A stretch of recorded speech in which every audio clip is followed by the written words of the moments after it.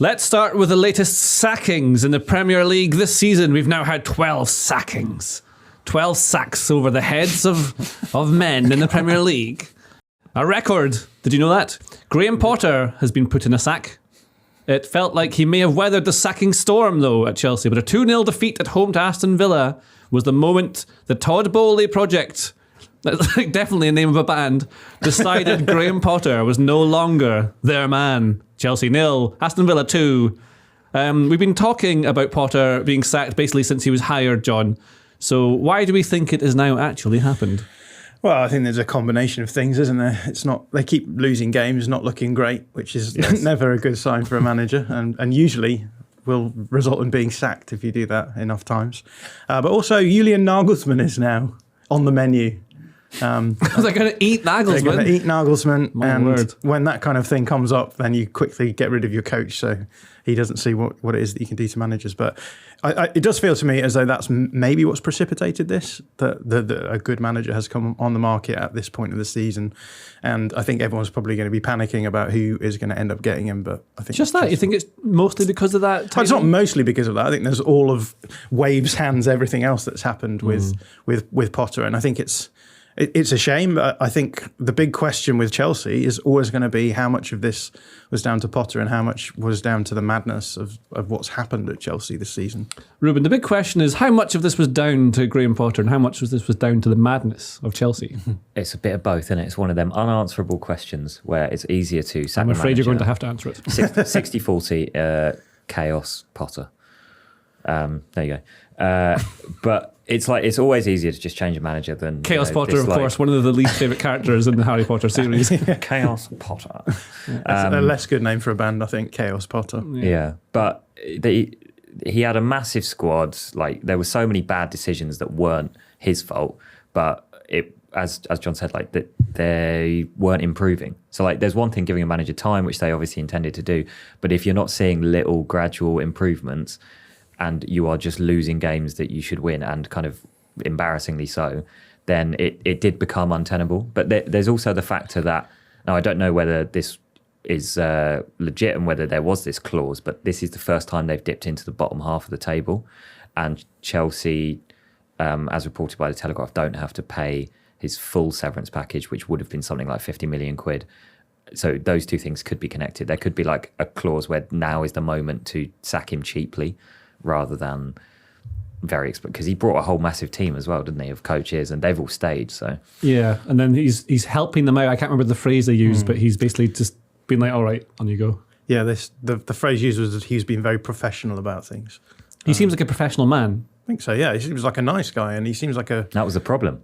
Yeah, too nice. Well, I wonder if it actually is a problem, because whether he doesn't have the air of authority that certain other managers do. He certainly doesn't talk like in certain interviews, I wonder whether he doesn't talk like a big manager, because he just accepts that some things, that's just the way it is, which is quite refreshing, but maybe some players need to be talked to a different way. And I wonder, John, because you've coached teams before, what are the difficulties with having 400 players? Because when you're trying to set up a session, right, you adapt it to how many players you've got. So apparently they've had sessions where there's an 11v11 on one pitch and then like a 9v9 on another. And yeah, I mean, I think it's really tricky, actually. I mean, you say I've coached teams. I coached at a very low level. I coached at university level. But even in those situations at the university level, we would have a squad of about 15 players for a game, and you would drive for an hour and a half to a game, and you're taking 3 subs, or 4 subs, whatever, and you may not use one of them, in which case you're essentially taking someone away from a pretty busy university schedule to justify taking the day off to sit on a cold sideline in a pitch in Loughborough.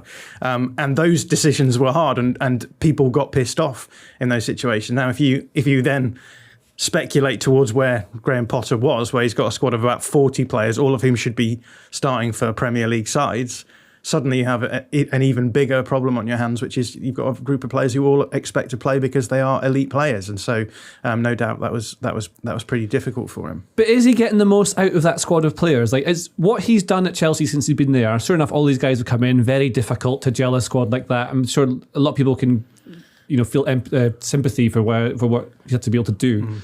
But they were terrible against Villa, weren't they? Yeah, they were really bad, and there's still issues with the squad somehow. Like, they only really have, well, they have like 3 proper wingers, and they don't really play a system that, I don't know. They don't have a proper number 9. Mudryk is taking a while to adapt. Pulisic's not that good. Sterling's injured. Like, there are lots of these little things. João Felix coming on loan. Is he going to stay? Who knows? And there's loads of defenders that never play and all that stuff. But you still think, given the 11s that he was putting out, they should have been performing much better than they were. So, and there was the other thing, like, given just on the note of like the whole managerial aura and keeping everybody happy, there was that classic old line reported that some of the Chelsea players had to Google who he was when he got appointed. It's like that, though, yeah. He's been managing in the Premier League for 3 years. Like, surely you should know that. But maybe that's just more like symbolic of a general, really, this guy attitude from the players, which if they have that from the start, then you're kind of doomed from the Having said that, though, I do feel as though the game when they came back against Dortmund in the Champions League, I felt as though the players made a really big show of being happy for him that they had done that. And I don't know, I'm always a little bit funny when we start doing like psychological explanations for why a manager has failed, when actually that obviously comes into it. And I think, maybe if he'd been a high-powered elite manager, as we think of them, it would have gone slightly different. But if you actually look, for me, if you look at the trajectory tactically for what he did, he came in, tried to do the stuff he'd been doing at Brighton, it didn't work. They brought a load of players in January, and then he went back to just playing a really basic 4-2-3-1 style, and that didn't particularly work either. And then they just went back to playing the 3-4-3 that they'd played mainly under Thomas Tuchel. And if we go back to Tuchel, with the exception of the Champions League, which I realise is probably a stupid thing to say, because a Champions League trophy is obviously important, but you never got the impression that Tuchel's Chelsea tenure was like super effective and productive. And I feel as though the problems that Thomas Tuchel had, and he tried to solve them and eventually ended up just using that 3-4-3 system, is where Graham Potter ended up at. He was sort of like, well, as you said, like, I don't have the ability to be that flexible here. We've just got to go back to playing this back three with wing backs and like you say, maybe issues with finishing, which I'm sure we'll go on to talk about, because I think that's an interesting aspect of Graham Potter's clubs anyway. But it just felt to me a little bit like the problems with Chelsea are endemic to Chelsea, and we've seen the same problems with the last manager and this manager.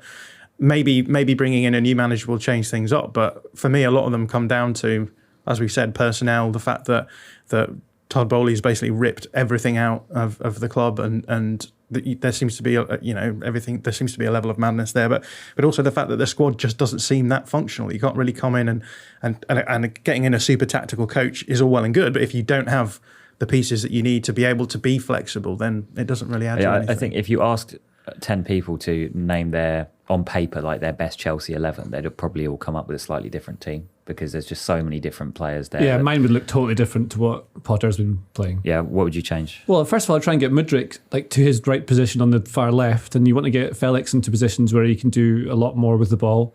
But that missing number 9 is huge, because you can't pin defenders back. You've not got someone in the box to aim for. That is, like, the squad's good, but he is missing key bits and pieces. But then that said, the team against Villa is a back three, and 2 of the back 3 are fullbacks. Reece James is like the best right wing back in the world, I would say. And then you've got Cucurella, who is the opposite. Cucurella is so mid, as the kids would say. He's just so bang average. And he cost like £60 million, didn't he? Yeah. That was bad. Well, do you think Graham Potter's reputation has been damaged by his time at Chelsea? Yeah. Yeah, I think so. I think I don't want to sound as though we're just sort of apologising for Graham Potter, because I think there are things that have been done badly by him, and this isn't by any stretch of the imagination.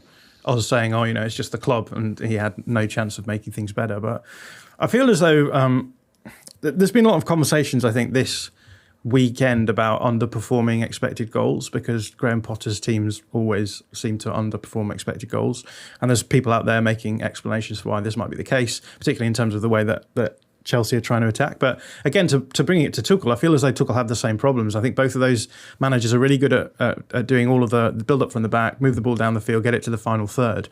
But I think they're both so ponderous in their build-up that you end up with giving opposition teams plenty of time to structure their defences in the box for those moments. And I feel as though we saw that a little bit with Tuchel, we saw that a little bit with Potter, and I think I would have liked to have seen him try to identify that problem and change it.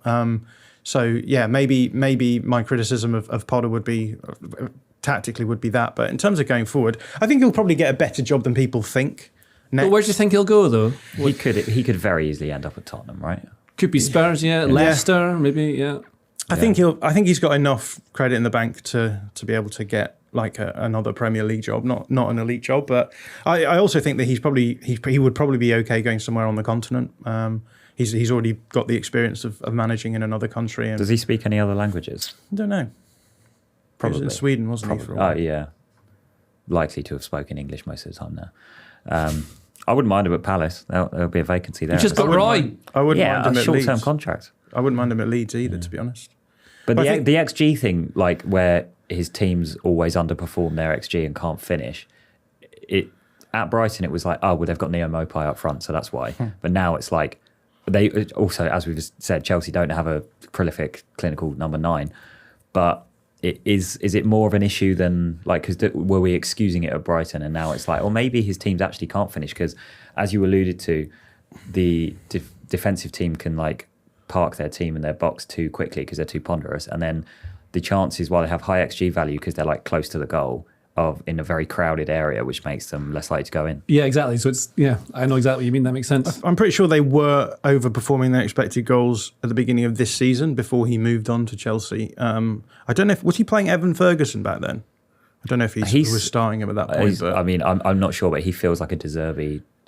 He does a bit. Popped out of nowhere. I guess Matoma was being played fairly early on as well, right? But I'd have to dig into that. But I mean, I think there's always interesting arguments to be made about why you might be consistently underperforming your expected goals.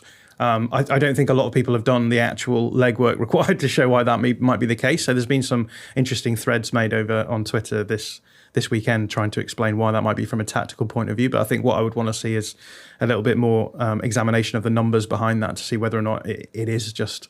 Because, he's got about 4 or 5 seasons data now where his teams have consistently massively underperformed their expected goals. I think Chelsea this season are pushing 8 goals below where they'd be expected to be. So there's clearly something that's going on there. There's also this strange factor, which is probably quite harsh to judge Potter for this because he was doing brilliantly with Brighton. Like objectively, he did very well there. But they've got even better since he left when De Zerbi came in. That often happens, doesn't it? They can build off the back of someone else's ideas, and then you add a bit more. Maybe De Zerbi's done that. I suppose it should be more praise for him than criticism of Potter. I don't know. Maybe it's a bit of both. I mean, one of the things, like, because you've both said you'd have him at your club. I mean, I think we all agree that he could definitely go to somewhere decent, just maybe not. Like, Chelsea's a bit of a wild one just now.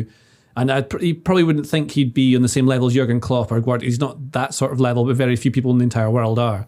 But one of the places he could definitely go would be Leicester, who now also don't have a manager because they put him in the sack. They now live together in the sack. Crystal Palace race. With all of those, the winner gets the Spurs job. Put them in a sack race. Yes, they have to eat each other to escape the sack. Oh, they're in the same sack. Yeah, it's a dog eat dog world or a manager eat manager world. If you like this video, please consider subscribing to the channel. The Athletic is home to some of the world's best sports journalists, including journalists dedicated to each Premier League team, so every fan gets the coverage they deserve, not just the big clubs. And you can try it for free now for 30 days. See the link in the description.